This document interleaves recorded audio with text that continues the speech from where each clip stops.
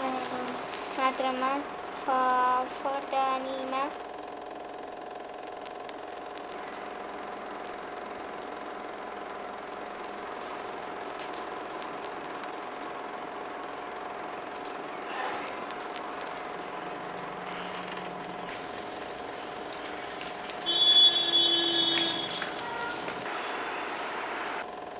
कान्छुबा भगवान गौतम बुद्ध कपिलवस्तुमा जन्मेको र हो नि त।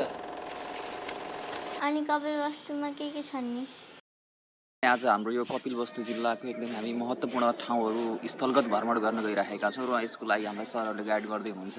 यो एकदमै खुसीको कुरा हो, किनकि आजसम्म हामीले कपिलवस्तुमा जन्मिएर पनि आफ्नै कपिलवस्तुको बारेमा धेरै कुराहरू जान्न पाइरहेका थिएनौँ। त्यसका विभिन्न पक्षबाट हेर्न सकिरहेका थियौँ, जस्तै आर्कियोलोजिकल पक्षबाट, कल्चरल पक्षबाट, विभिन्न पक्षबाट चाहिँ हामी आज त्यो अवलोकन गर्छौँ र विभिन्न पक्षबाट चाहिँ हाम्रो कपिलवस्तु कस्तो थियो भन्ने कुराहरू बुझ्न पाउँदैछौँ। त्यसको लागि एकदमै खुसी भइरहेको छु म आज। अब हामी चाहिँ हाम्रो त्यो गाडी त्यहाँ भइहाल्यो, त्यहाँबाट यो हाम्रो तिलौरा कोट होटल हो, यहाँ चाहिँ हामीले नास्ता गरेर यहाँबाट लाग्दैछौँ र हाम्रो चाहिँ फर्स्ट अहिलेको आजको चाहिँ फर्स्ट सुरुको लोकेसन कुदान रहेछ है। कुदानबाट अब नेक्स्ट त्यस्तै लोकेसन चाहिँ कुदानमा पनि गौतम बुद्धको केही कनेक्सन छ होइन, त्यो वहाँ गएर नै म तपाईँहरूलाई भन्छु, अभियसली हेर्दै गर्नुहोला।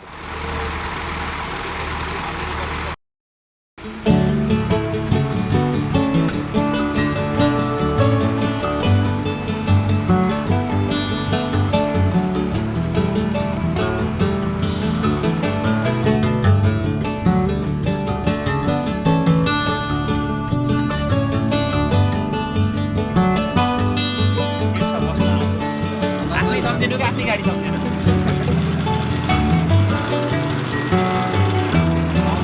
हामी चाहिँ लाग्यो होइन? हजुर लाग्यो। एकदम कतातिर लाग्यो अरे हामी? कुदान।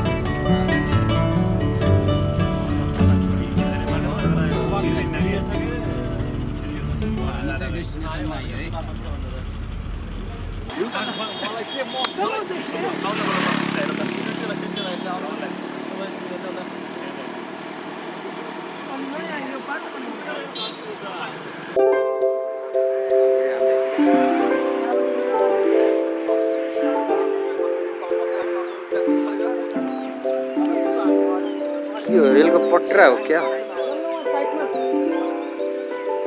त्यही भिडियो खिच्न पाइन्छ होला नि? यस्तो मजाको रहेछ।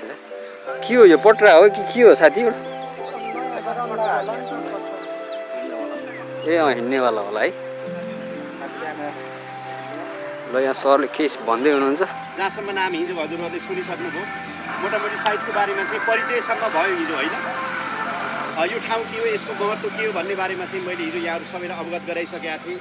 प्राचीन निग्रोधाराम भनेको चाहिँ नि अब के रहेछ त ल भन्नुहोस् त? सुन्दर बरबाटिका अथवा चाहिँ शाक्य राजा शुद्धोधन राजाले चाहिँ के गर्नुभयो त? बुद्धलाई लिनको निम्ति चाहिँ दूतहरू चाहिँ यहाँबाट खटाउनु भयो। जतिजना दूतहरू चाहिँ उहाँलाई चाहिँ लिन भनेर जान्थे, तिनीहरू चाहिँ के गर्थे त? उही गएर बस्थे अथवा भिक्षु सङ्घमा चाहिँ उनीहरू प्रवेश गर्थे। र अन्तिममा चाहिँ राजा शुद्धोधनका अत्यन्तै विश्वासपात्र एकजना चाहिँ मन्त्री हुनुहुन्थ्यो, अमात्य भनिन्थ्यो त्यति बेला मन्त्रीलाई, कालुदाई अमात्य। उहाँले एउटा शर्त राजासँग राख्नुभयो। के शर्त राख्नुभयो भन्दाखेरि, महाराज यदि मलाई चाहिँ नि भिक्षु हुने अनुमति बक्स हुन्छ भने मैले चाहिँ नि बुद्धलाई ल्याउन सक्छु भनेर चाहिँ त्यो कुरा भनिसकेपछि राजाले हुन्छ भनेर भन्नुभयो कालुदाई अमात्यलाई होइन। त्यसपछि कालुदाई अमात्य चाहिँ के गरे त भन्दाखेरि चाहिँ यहाँबाट चाहिँ उहाँ राजगिरको वेणुवन बिहारमा त्यहाँका राजाले चाहिँ नि एउटा सुन्दर चाहिँ नि बनियान के अरे बाँसको चाहिँ नि एउटा बिहार चाहिँ उहाँलाई दान गरेका थिए। त्यो ठाउँमा चाहिँ उहाँ राज गरिराख्नु भएको थियो बुद्ध भगवान् र उहाँका चाहिँ भर्खर चाहिँ प्रवजित भएका 300जना चाहिँ चेलाहरू पनि त्यही ठाउँमा थिए। र त्यो बेलामा चाहिँ कालुदाई यहाँबाट गए कपिलवस्तुबाट कहाँ गए? राजगिरको वेणुवन बिहार भन्नेमा जहाँ बुद्ध भगवान् बसिराख्नु भएको थियो। बुद्ध भगवान्ले कालुदाईलाई यो कुरा चाहिँ जाहेर गरिसकेपछि कालुदाई चाहिँ खुसी भएर त्यो सन्देश बोकेर चाहिँ यहाँ कपिलवस्तु आउनुभयो। कुरा बुझ्नु भएको छ? त्यो सन्देश लिएर चाहिँ उहाँ कपिलवस्तु आउनुभयो र आइसकेपछि यो कुरा राजालाई जाहेर गरिसकेपछि राजा तुरुन्तै खुसी भएर चाहिँ के गर्नुभयो त यो ठाउँमा यो पवित्र ठाउँ अत्यन्तै पवित्र भूमि अब कपिलवस्तु आफैमा पवित्र भूमि हो हेर्नु सुन्दर चाहिँ बिहार निर्माण गरिदिनु भयो।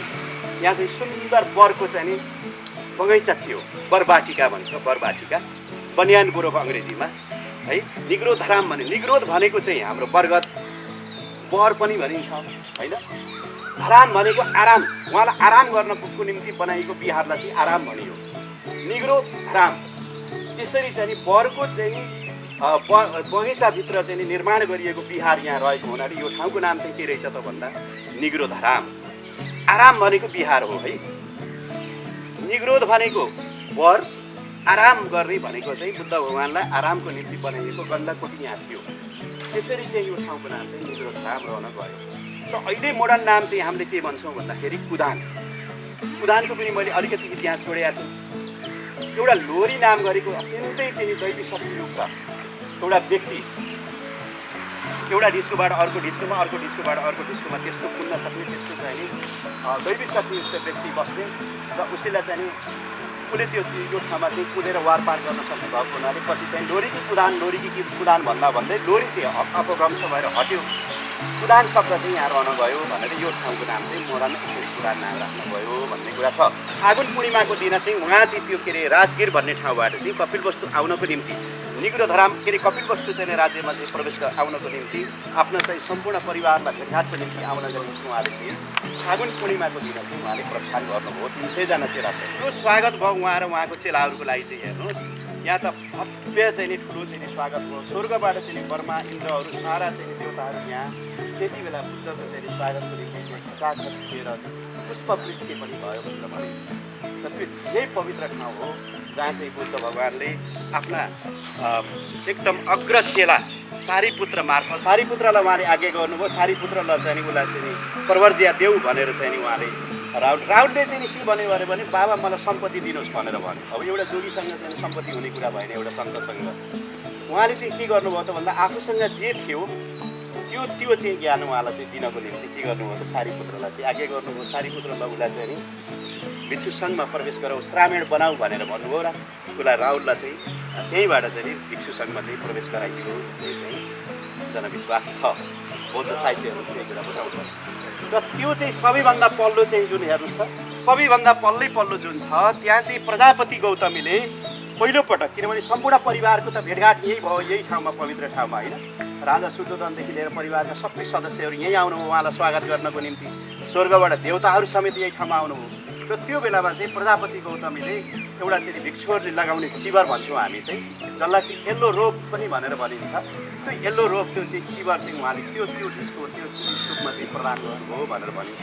त्यही स्मरणमा चाहिँ त्यो स्तूप निर्माण गरिएको थियो अरे भनेर भनिन्छ। र अनि यो बिचको चाहिँ जुन छ त्यो बिचको चाहिँ जुन स्ट्रक्चर जुन हजुरहरूले देखिराख्नु भएको छ त्यो चाहिँ अझै अत्यन्तै धेरै माथिसम्म थियो भनेर भनिन्छ। त्यो चाहिँ के अरे जनरल केशव शमशेर यो ठाउँमा खड्ग शमशेरले यो ठाउँमा आउँदाखेरि भिजिट गर्दाखेरि यो 80 फुट अग्लो थियो भनेर उनले चाहिँ एउटा किताबमा लेखेका रहेछ। उनीहरूले पनि भनेको छ सर पिसी मुखर्जीले पनि भनेका छन् र त्यो कुरामा चाहिँ उनले पनि समर्थन गराएको छ खड्ग शमशेरले। र त्यसले गर्दाखेरि यो अझै धेरै ठुलो थियो यो ढिस्काहरू भन्ने भनाइ छ। कार ब्रिक भनेर भन्छौँ हामी कुदिएको खुट्टा कुदिएको इँटाहरू। त्यो इँटाको प्रकृति हेर्दाखेरि चाहिँ त्यो चाहिँ गुप्तकालीन संरचना जस्तो देखिन्छ। अब यसको चाहिँ उत्खनन गरेर हेर्दा पनि अब त्यो चाहिँ गुप्तकालभन्दा अगाडि गएको चाहिँ देखिँदैन। तर अब एउटा विश्वास भनेको त विश्वास हो होइन। अब हाम्रो चाहिँ नि त्यसले गर्दाखेरि चाहिँ अब मैले हवालै दिएर भन्दाखेरि हाम्रो आदरणीय बसन्त बिडारी सर यो क्षेत्रको धुरन्धर पुरातत्त्वविद उहाँले चाहिँ प्राचीन निग्रोधाम यही नै हो भनेर चाहिँ फुटुवा गर्नुभएको छ है। पनि हेर्नुहुन्छ यसको स्तूपा बनेको छ नि लुम्बिनीमा, त्यसभित्र के राखेको हुन्छ भने किताबहरू राखेको हुन्छ, भगवान बुद्धको ग्रन्थहरू राख्दै राख्दै भित्र मेन यसलाई गर्भहरूलाई के बिचमा एउटा गर्भ हुन्छ, यसको पनि यस्तो सिस्टम हुन्छ बनाउने, कसरी बनाउने। यसमाथि हामी सकभर बुद्धिस्टहरू जानुहुन्न भनेर मानेको छ, किनभने त मन्दिरै हुन्छ, स्तूपा भनेको त मन्दिरै हो। त्यसैको साइडमा परिक्रमा गर्ने हो, होम माने बग्ने हो भन्ने हो, अहिलेको लागि गच्छामी होइन, त्यसैको पूजा गर्ने, कुनै मूर्तिको पूजा। यो चाहिँ स्तूप हो, सोध्नुभयो नि के हो यो डाला के छ होइन, यो डाला के हुन्छ भने यसरी नै एउटा सिस्टममा स्तूप बनाएको हुन्छ। यो पनि त्यही हो, त्यो पनि त्यही सिस्टममा बनाएको हो, त्यो पनि त्यही हो, उतावाला बिहार क्षेत्र भनेर हामी